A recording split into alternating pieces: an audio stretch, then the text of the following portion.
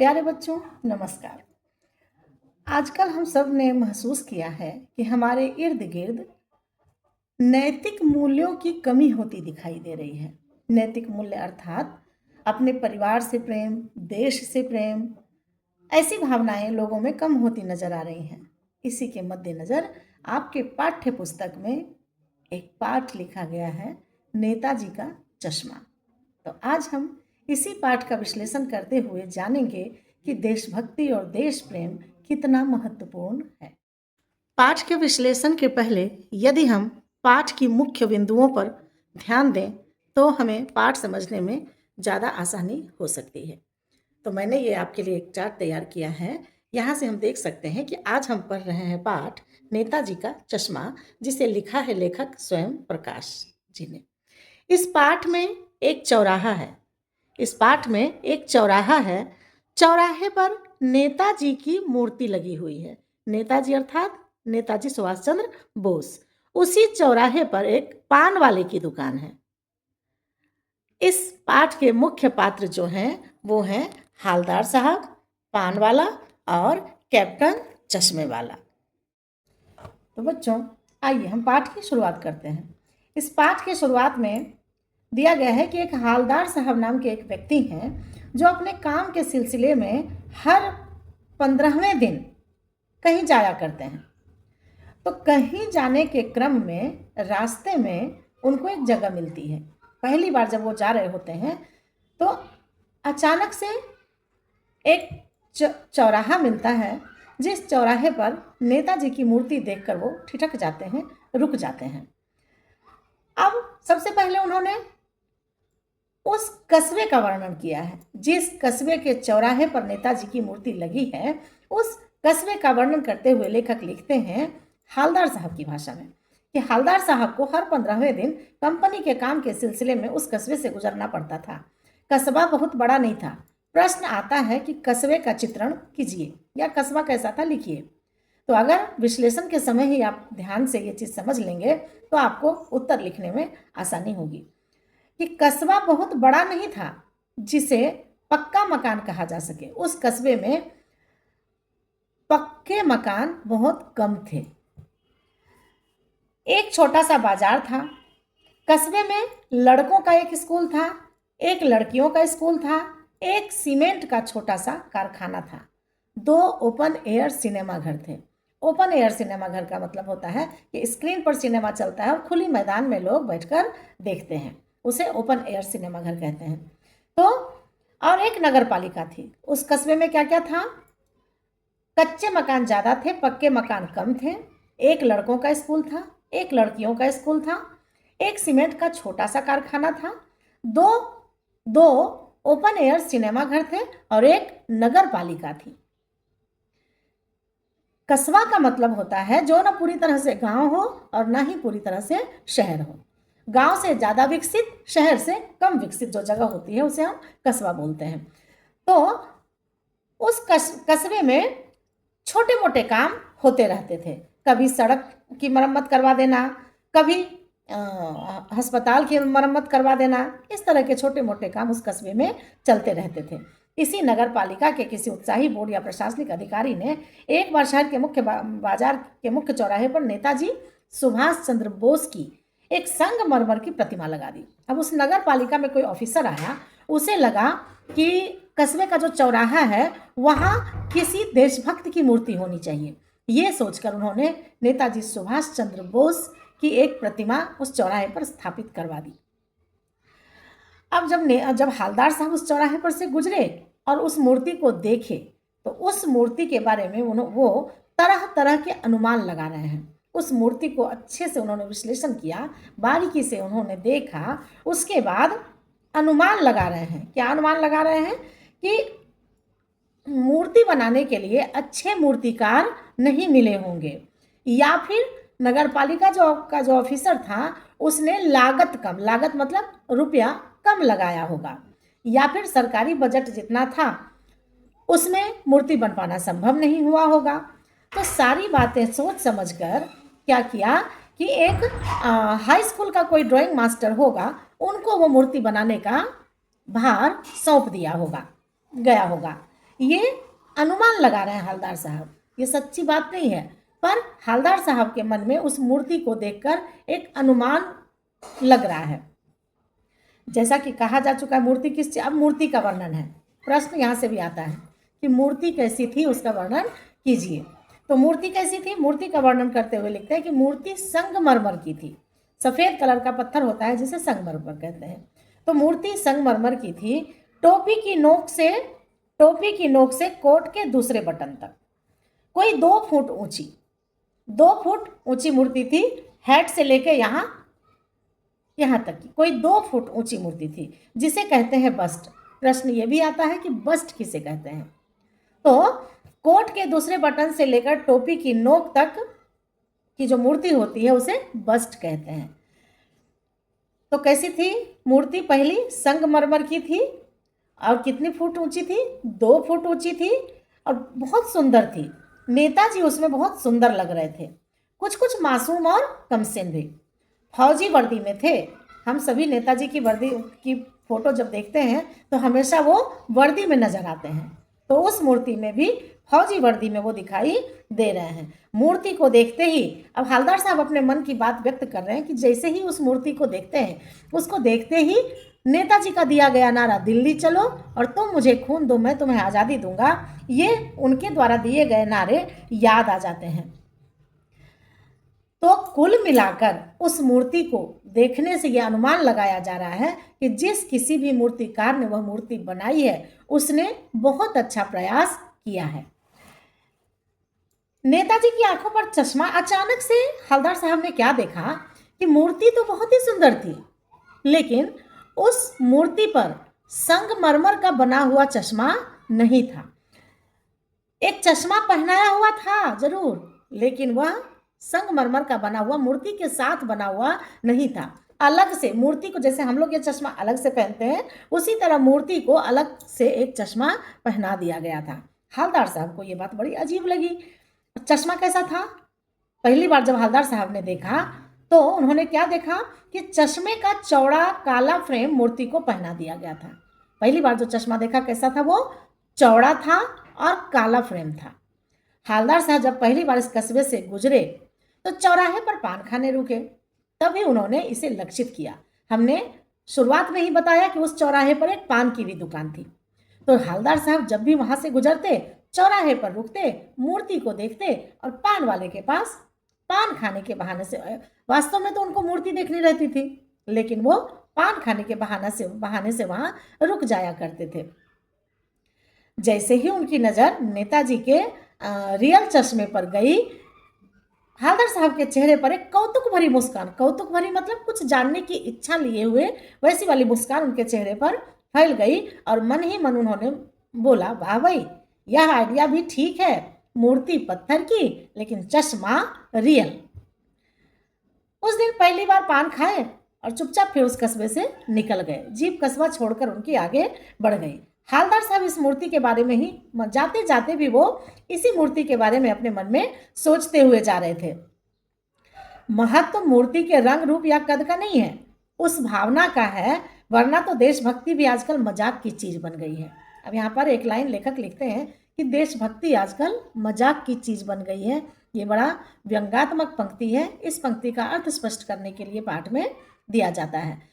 तो मन में सोचते हुए जा रहे हैं, उसी मूर्ति की बात सोचते हुए जा रहे हैं और बोल रहे हैं कि कोई दिक्कत नहीं है, मूर्ति खूबसूरत है और उस पर चश्मा अगर रियल भी कोई लगा दिया, इसका मतलब है कि आज भी देशभक्तों की कमी नहीं है। दूसरी बात, फिर 15 दिन के बाद, कुछ 15 दिन शुरुआत में ही हमने पढ़ा कि हर 15वें दिन जाते थे, तो 15 दिन के बाद जीप कस्बा छोड़कर फिर वो कस्बा के पास आए। काम के सिलसिले में जाते समय हवलदार साहब फिर से कस्बे के पास पहुंचे। तो जब दूसरी बार हवलदार साहब वहां से गुजरे तो उन्हें मूर्ति में कुछ अंतर दिखाई दिया। पहले वाली जो मूर्ति देखे थे उससे कुछ अलग सा लगा। ध्यान से देखा तो पाया कि हवलदार नेताजी को पहनाया हुआ चश्मा इस बार बदला हुआ था। पहली बार में क्या देखा था? चौड़ा फ्रेम था और काले रंग का था। इस बार क्या देखते हैं कि पहले मोटे फ्रेम वाला चौकोर चश्मा था, अब तार के फ्रेम वाला गोल चश्मा है। चश्मे का भी आकार अलग अलग रहता है। तो पहली बार में कौन सा चश्मा था? मोटे फ्रेम वाला चौकोर चश्मा था। लेकिन इस बार कैसा था? इस बार तार के फ्रेम वाला गोल चश्मा था। हवलदार साहब का कौतुक और बढ़ा। हाँ, कौतुक मतलब जानने की इच्छा, जिज्ञासा। अरे ये क्या, इस बार चश्मा बदला हुआ है? वाह भाई, क्या आइडिया है। मूर्ति कपड़े नहीं बदल सकती, लेकिन चश्मा तो बदल ही सकती है। हवलदार साहब को वो देखकर बड़ा मजा आया कि यहाँ के लोग, इस कस्बे के लोग कैसे हैं कि मूर्ति में तो कपड़े पहनाए गए हैं, मतलब संगमरमर से ही बना हुआ है, लेकिन चश्मा हर बार, कपड़े तो नहीं बदलती है मूर्ति, लेकिन चश्मा हर बार बदल दिया जाता है। तीसरी बार जब फिर 15 दिन के बाद आए तो फिर से उन्होंने यही चीज देखा। इस बार फिर से कोई दूसरे तरीके का चश्मा पहना हुआ था। अब हवलदार साहब की आदत पड़ गई। अब हर बार कस्बे से गुजरते समय वैसे ही वो रुकते, पान वाले के पास पान खाते और मूर्ति को निहारते और उसमें आए परिवर्तन को देखते हुए फिर से आगे बढ़ जाते। तो हर बार की यही दिनचर्या बन गई उनकी, पान खाना और मूर्ति को ध्यान से देखना। एक बार जब उनका कौतूहल दुर्दमनीय हो गया, अर्थात लग रहा था कि जो भी प्रश्न उनके मन में मूर्ति से संबंधित उठ रहे थे, उन प्रश्नों का जवाब उनको जानना था। कौतूहल, उनकी जिज्ञासा दुर्दमनीय हो गई, मतलब असहनीय हो गई। तब उन्होंने पान वाले से पूछ ही लिया। पान वाले के पास गए और पान वाले से पूछ लिया, क्यों भाई, क्या बात है? यह तुम्हारे नेताजी का चश्मा हर बार बदल कैसे जाता है? पान वाला जो था, पान वाला का व्यक्तित्व कैसा था? विश्लेषण के साथ साथ आप प्रश्न भी देखते जाइए। पान वाले के व्यक्तित्व का वर्णन कीजिए, ये भी प्रश्न आपके पाठ्य पुस्तक में है, बाद में दिया हुआ। तो पान वाले के मुंह में खुद पान ठूसा हुआ था। वह एक काला, उसका रंग कैसा था? काला, दिखने में कैसा था? मोटा, और लेकिन खुश मिजाज आदमी था, हमेशा हंसते रहने वाला आदमी था। हवलदार साहब का प्रश्न सुनकर वह आंखों ही आंखों में हंसा। मुंह से तो हंस नहीं सकता था, क्यों? क्योंकि उसके मुंह में तो पान ठूसा हुआ था। तो अपनी आंखों ही आंखों में वो हंसा। उसकी तोंद थिरकी, वो जो बाहर की तरफ निकली हुई तोंद थी, वो भी उसके हंसने से थिरकी। पीछे घूमकर उसने दुकान के पीछे पान थूका और अपनी लाल काली, पान खाते खाते उसके दांतों का जो रंग है लाल और काला हो चुका था। तो पान वाले ने पान थूका और अपनी लाल काली बत्ती सी दिखाकर बोला, कैप्टन चश्मे वाला करता है। हवलदार साहब ने क्या पूछा था? क्यों भाई, तुम्हारे नेताजी की मूर्ति का चश्मा हर बार बदल कैसे जाता है?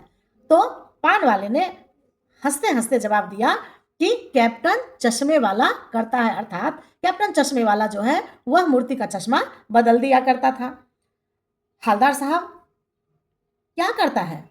क्योंकि काफी देर प्रश्न पूछे हुए काफी देर हो गया, उसके बाद वो पान थूका पहले, फिर सीधा जवाब दिया कि कैप्टन चश्मे वाला करता है। हवलदार साहब सकपका गए, बोलते हैं क्या करता है? चश्मा चेंज कर देता है। पान वाले ने समझाया। क्या मतलब, क्यों चेंज कर देता है? हवलदार साहब को फिर कुछ समझ में नहीं आया, तो उन्होंने फिर से प्रश्न किया पान वाले से। अब पान वाला बोलता है, कोई गिराक आ गया समझो। गिराक मतलब ग्राहक का बिगड़ा हुआ रूप है गिराक। तो पान वाला बोलता है, कोई गिराक आ गया है समझो, उसको चौड़े चौखट का चश्मा चाहिए, तो कैप्टन किधर से लाएगा? तो उसको मूर्ति वाला दे दिया और उधर दूसरा बिठा दिया। वो पूरा मुंबईया टोन में वो बात कर रहा है। क्या, कोई ग्राहक आ गया समझो, उसको चौड़े चौखट का चश्मा चाहिए, तो कैप्टन किधर से लाएगा? मूर्ति वाला उतार के ग्राहक को दे दिया और उधर दूसरा बिठा दिया। अर्थात पान वाला कहना चाह रहा है कि कोई ग्राहक आया, उसको मूर्ति में लगा हुआ चश्मा पसंद आया और वो वही मांग रहा है, तो कैप्टन चश्मे वाला क्या करता है, मूर्ति का चश्मा उतार कर ग्राहक को दे देता है, लेकिन मूर्ति को बिना चश्मे के नहीं रहने देता। फिर उसके पास जो दूसरा चश्मा मौजूद है वह मूर्ति में पहना देता है। अब हवलदार साहब को बात कुछ कुछ समझ में आ गई कि एक चश्मे वाला है जिसका नाम कैप्टन है ना। अब हवलदार साहब को बात समझ में आ गई कि एक चश्मे वाला है, चश्मा बेचने वाला, जिसका नाम कैप्टन है। उसे नेताजी की बगैर चश्मे वाली मूर्ति बुरी लगती है।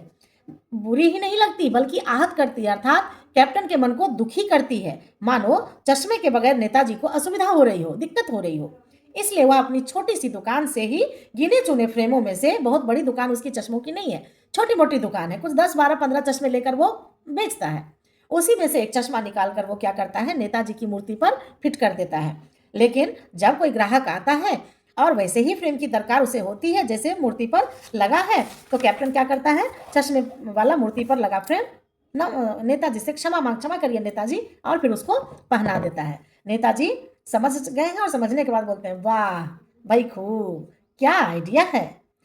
लेकिन भाई अब फिर से हवलदार साहब पान वाले से प्रश्न पूछते हैं। लेकिन भाई एक बात अभी भी समझ में नहीं आई।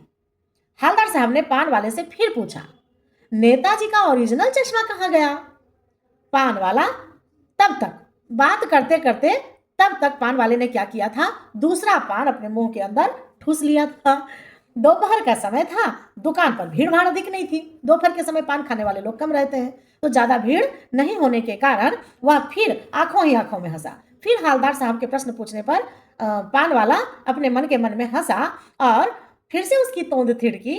कत्थे की डंडी फेंक, पान में कलर लाने के लिए कत्था लगाते हैं, वही कत्थे की डंडी फेंक। पीछे मुड़कर फिर से उसने पान थूका और मुस्कुराता हुआ बोला, मास्टर बनाना भूल गया।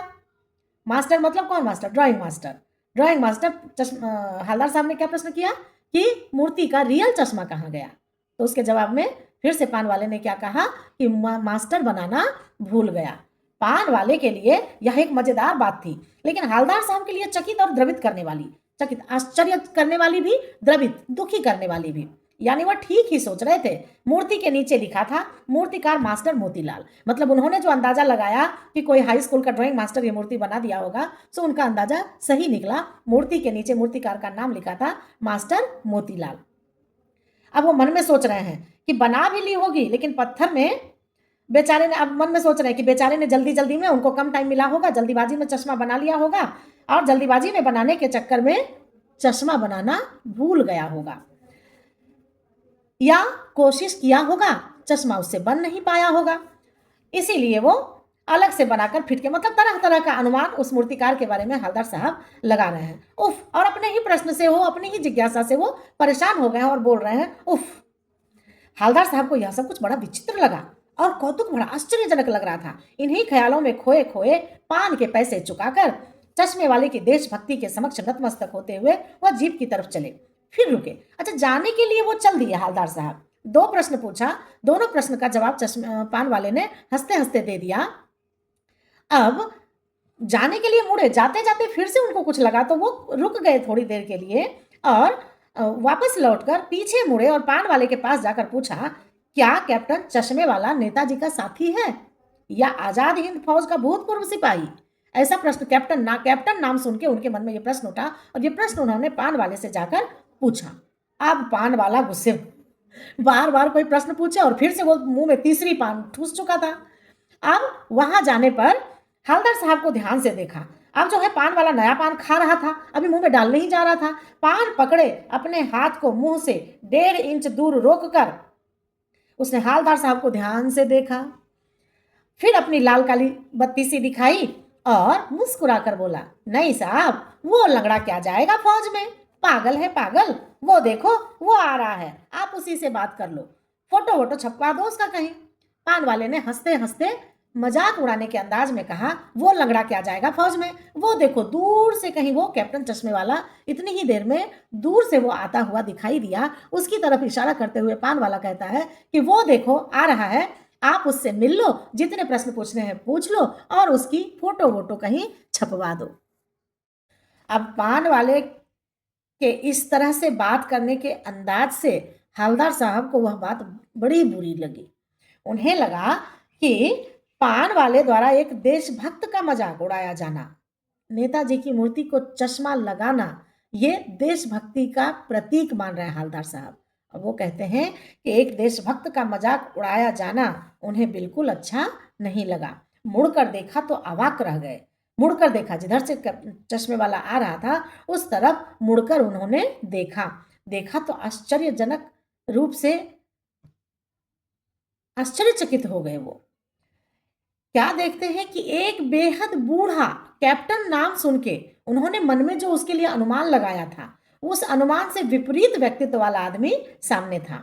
एक बेहद बूढ़ा, मरियल सा, दुबला पतला और लंगड़ा आदमी, सिर पर गांधी टोपी लगाए, आंखों पर काला चश्मा लगाए, एक हाथ में छोटी सी संदूकची और दूसरे हाथ में बांस पर टंगे बहुत से चश्मे लिए गली से निकलता हुआ एक व्यक्ति। बांस वाला देखा कभी कभी बलून बेचने वाले के पास रहता है, वैसे ही बांस का बना हुआ एक था जिसमें चश्मा का फ्रेम टांगने की व्यवस्था थी। वो अपने कंधे पर लटकाए वो बूढ़ा, दुर्बल और मरियल सा लंगड़ा व्यक्ति आ रहा था। और वहां आकर एक बंद बंद दुकान पड़ी थी, उसी के सहारे वो अपनी बांस वाली दुकान टिकाकर रख दिया। तो इस बेचारे की दुकान भी नहीं, हवलदार साहब मन में सोच रहे हैं। अच्छा, इस बेचारे की अपनी परमानेंट दुकान भी नहीं है, फेरी लगाता है, मतलब घूम घूम कर बेचता है। हवलदार साहब चक्कर में पड़ गए। पूछना चाहते थे इसे कैप्टन क्यों कहते हैं। वो पान वाले से फिर से पूछना चाहते थे कि इसे लोग कैप्टन क्यों कहते हैं, क्या यही इसका वास्तविक नाम है। लेकिन पान वाले ने अब कुछ भी बताने से साफ साफ इनकार कर दिया था। अब वो कुछ भी बताने के मूड में नहीं था। हवलदार साहब का ड्राइवर भी जल्दी से जल्दी जाने के लिए बेचैन हो रहा था और काम भी था, इसलिए उस दिन बात को वहीं पर छोड़कर हवलदार साहब जीप में बैठकर चले गए। 2 साल के बाद, ये सारी घटना होने के 2 साल के बाद, हवलदार साहब अपने काम के सिलसिले में उस कस्बे से 2 साल तक लगातार उस कस्बे से गुजरते रहे और मूर्ति देखते रहे, कैप्टन चश्मे वाले को देखते रहे, पान खाते और निकल जाते। ये सिलसिला 2 साल तक लगातार चलता रहा। और कभी गोल चश्मा, कभी चौकोर, कभी लाल, कभी काला, कभी धूप वाला चश्मा, कभी गोगो चश्मा, पर मूर्ति पर कोई ना कोई चश्मा होता जरूर। उस धूल भरी यात्रा में हवलदार साहब को कौतुक और प्रफुल्लता के कुछ क्षण मिल जाते। मतलब अपनी जो यात्रा थी उनकी बहुत दुखद यात्रा थी, धूल भरी यात्रा, तो उसमें उस चौराहे पर रुककर उस मूर्ति को देखना ये उनके लिए बड़ा सुखद था। किसके लिए? हवलदार साहब के लिए। 2 साल के बाद फिर एक बार ऐसा हुआ कि जब वो गुजरे और देखे तो मूर्ति पर कोई चश्मा नहीं था। हवलदार साहब ने पान खाया और धीरे से पान वाले से पूछा, क्यों क्यों भाई, क्या बात है, आज तुम्हारे नेताजी की आंखों पर चश्मा नहीं है। पान वाला उदास हो गया। हमेशा हंसते रहने वाला पान वाला आज उदास था और उसने पीछे मुड़कर मुंह में डाला हुआ पान थूका और सिर झुकाकर अपनी धोती से अपनी आंख का किनारा पोंछते हुए बोला, साहब कैप्टन मर गया। क्या बोला? साहब कैप्टन मर गया। और कुछ नहीं पूछ पाए हवलदार साहब। इस समाचार को सुनते ही हवलदार साहब भी कहीं ना कहीं द्रवित हो गए, थोड़े भावुक हो गए आगे, और वो कुछ पूछ ही नहीं पाए। कुछ पल चुपचाप खड़े थे, फिर पान के पैसे दिए और चुपचाप जाकर अपनी जीप में वापस बैठ गए। और रास्ते में जाते जाते मन में सोचते हुए जा रहे थे, बार बार सोचते हुए जा रहे थे कि क्या होगा उस कौम का, कौम मतलब देश, क्या होगा उस कौम का जो अपने देश की खातिर घर गृहस्थी जवानी जिंदगी सब कुछ होम कर देने वाले पर भी हंसती है और अपने लिए बिकने के मौके ढूंढती है। ये बहुत ही व्यंग्यात्मक पंक्ति है। इस पंक्ति का अर्थ लिखने के लिए आपको परीक्षा में आ सकता है। हवलदार साहब क्या मन में सोचते हैं कि क्या होगा उस कौम का, क्या होगा उस देश का जिसमें कैप्टन जैसे देशभक्त का मजाक उड़ाया जाता है। पान वाले ने मजाक उड़ाया था, तो वही बोलते हैं कि घर गृहस्थी जवानी जिंदगी सब कुछ जो अपने देश पर न्योछावर कर देते हैं, इस तरह के देशभक्त पर लोग हंसते हैं, उनका मजाक उड़ाते हैं और खुद को बिकने के मौके ढूंढते हैं। दुखी हो गए वो हवलदार साहब, कैप्टन के मरने की खबर सुनकर दुखी हो गए। 15 दिन बाद, हमेशा की तरह फिर से 15 दिन के बाद फिर उसी कस्बे से गुजरे।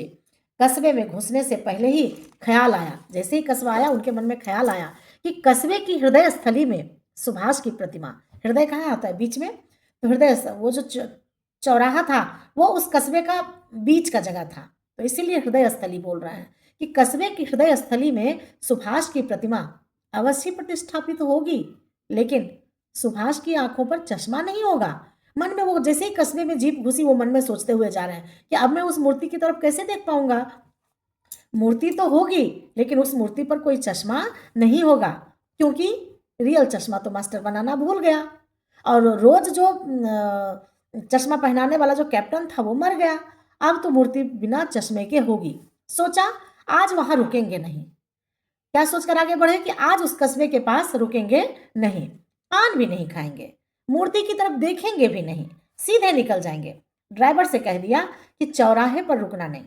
हवलदार साहब ने अपने ड्राइवर से कह दिया कि चौराहे पर रुकना नहीं, आज मैं उस बिना चश्मे वाली मूर्ति को देख नहीं पाऊंगा, आज बहुत काम है, पान आगे कहीं खा लेंगे। ड्राइवर से उन्होंने कह दिया। लेकिन आदत से मजबूर आंखें जैसे ही चौराहे पर उनकी जीप पहुंची, हमेशा की तरह उनकी आंखें मूर्ति पर जाने से वो खुद को रोक नहीं पाए। उनकी आंखें मूर्ति की तरफ उठ गई। कुछ ऐसा देखा कि जोर से चीखे, रोको। ड्राइवर को उन्होंने जीप रोकने का आदेश दिया। जीप बहुत स्पीड में थी। ड्राइवर ने जोर से ब्रेक मारे। रास्ता चलते लोग देखने लगे, इतना जोर से क्यों चीखा भाई, ऐसा क्या हो गया। जीप रुकते न रुकते, जीप रुकी कि नहीं रुकी इसकी चिंता भी हवलदार साहब को नहीं था। तुरंत जीप से कूदकर वो तेज तेज कदमों से उतर गए और तेज तेज कदम से चलकर वो मूर्ति की तरफ लपके और ठीक मूर्ति के सामने जाकर अटेंशन की मुद्रा में खड़े हो गए। जैसे हम लोग नेशनल एंथम बोलते समय हो जाते हैं, अपना राष्ट्रगान जनगण मन बोलते हुए अटेंशन में जैसे खड़े हो जाते हैं ना, वैसे ही हवलदार साहब मूर्ति के सामने जाकर अटेंशन की मुद्रा में खड़े हो गए। मूर्ति की आंखों पर सरकंडे से बना छोटा सा चश्मा रखा हुआ था। क्या देखा उन्होंने, वो तो सोच कर आए थे कि रियल चश्मा है नहीं और कैप्टन मर गया तो उसमें चश्मा ही नहीं होगा। लेकिन अचानक से देखते हैं कि सरकंडे मतलब लकड़ी के फ्रेम का बना हुआ वो चश्मा नेताजी की मूर्ति पर पहनाया हुआ था, जैसा बच्चे बना लेते हैं। हवलदार साहब भावुक हैं। अब वो नज़ारा देखकर भी वो फिर से भावुक हो गए। इतनी सी बात पर उनकी आंखें भर आई। मतलब उन्होंने मन में सोचा कि अभी भी देश में देशभक्तों की कमी नहीं है, तभी तो नेताजी की मूर्ति पर चश्मा पहनाया हुआ है। आशा करती हूँ विश्लेषण आपको अच्छे से समझ में आ गया होगा। धन्यवाद। आपके पाठ्य पुस्तक में पहला प्रश्न दिया हुआ है कि सेनानी न तो होते हुए भी चश्मे वाले को लोग कैप्टन क्यों कहते थे। तो आपको इसका उत्तर क्या लिखना है कि सेनानी न होते हुए भी चश्मे वाले को लोग कैप्टन कहते थे क्योंकि उसका नाम, और वो एक देशभक्त था, उसकी देशभक्ति के कारण लोगों ने उसका नाम कैप्टन रख दिया था। ठीक है। दूसरा प्रश्न है कि हवलदार साहब ने ड्राइवर को पहले चौराहे पर गाड़ी रोकने के लिए मना किया था लेकिन बाद में तुरंत रोकने को कहा। अब पहला प्रश्न है, हवलदार साहब पहले मायूस क्यों हो गए थे। तो इसका उत्तर क्या होगा, हवलदार साहब पहले मायूस हो गए थे क्योंकि उन्हें लग रहा था कि मूर्ति में रियल चश्मा है नहीं और रोज अलग से चश्मा पहनाने वाला कैप्टन अब मर चुका है, इसलिए वो मायूस थे। दूसरा प्रश्न है कि मूर्ति पर सरकंडे का चश्मा क्या उम्मीद जगाता है। मूर्ति पर सरकंडे का चश्मा उम्मीद जगाता है कि आज भी देशभक्तों की कमी नहीं है। तीसरा प्रश्न है कि हवलदार साहब इतनी सी बात पर भावुक क्यों हो उठे। हवलदार साहब मन में सोचते हुए आ रहे थे कि मूर्ति पर कोई चश्मा नहीं होगा। अचानक से सरकंडे का चश्मा देखकर हवलदार साहब ने समझ लिया कि यह चश्मा किसी बच्चे ने बनाया है। उनके मन में यह आशा जागृत हो गई कि आज भी एक कैप्टन मर गया लेकिन कैप्टन जैसे देशभक्तों की कमी इस देश में नहीं है, वो जागृत है कहीं ना कहीं। यही सोचकर हवलदार साहब भावुक हो उठे। चलिए देखिए, तीसरा प्रश्न आपका आशय स्पष्ट कीजिए। पाठ विश्लेषण के समय ही बोला था मैंने कि आया है कि बार बार सोचते क्या होगा उस कौम का जो अपने देश की खातिर घर गृहस्थी जवानी जिंदगी सब कुछ होम कर देने वालों पर हंसती है और अपने लिए बिकने के मौके ढूंढती है। तो इसका विश्लेषण मैंने पहले ही किया है, उस आधार पर आप उत्तर लिख सकते हैं। फिर भी यदि समझ में नहीं आए तो कमेंट बॉक्स में कमेंट करके पूछ सकते हैं। चौथा प्रश्न है कि पान वाले का एक रेखा चित्र प्रस्तुत कीजिए, अर्थात पान वाला दिखने में कैसा था और स्वभाव से कैसा था, वो सब कुछ लिखना है। तो इसका उत्तर क्या लिखेंगे कि पान वाला काला और मोटे व्यक्तित्व का आदमी था, वो स्वभाव से हंसोड़ प्रवृत्ति का था। ठीक है। पांचवा लाइन प्रश्न है कि वो लंगड़ा क्या जाएगा फौज में, पागल है पागल। कैप्टन के प्रति पान वाले की इस टिप्पणी पर अपनी प्रतिक्रिया लिखिए। तो अपनी प्रतिक्रिया में क्या लिखेंगे कि कैप्टन चश्मे वाले के जैसे देशभक्त का मजाक इस तरह से उड़ाना अशोभनीय हरकत है। अपने देश के प्रति किसी भी तरीके से हम अपना प्रेम जता सकते हैं और किसी देशभक्त का मजाक उड़ाना भी एक तरह की देशद्रोही है। यह देशभक्ति की भावना नहीं है। तो कैप्टन ने पार वाले ने कैप्टन का मजाक उड़ाकर बिल्कुल अच्छा नहीं किया। ठीक है, इसी तरह के प्रश्न आपको और भी हैं, तरह तरह के प्रश्न दिए हुए हैं, आप पढ़िए, देखिए, उसका उत्तर पाठ के आधार पर ढूंढने का प्रयास कीजिए। नहीं समझ में आने पर आप कमेंट बॉक्स में कमेंट करके पूछिए। धन्यवाद।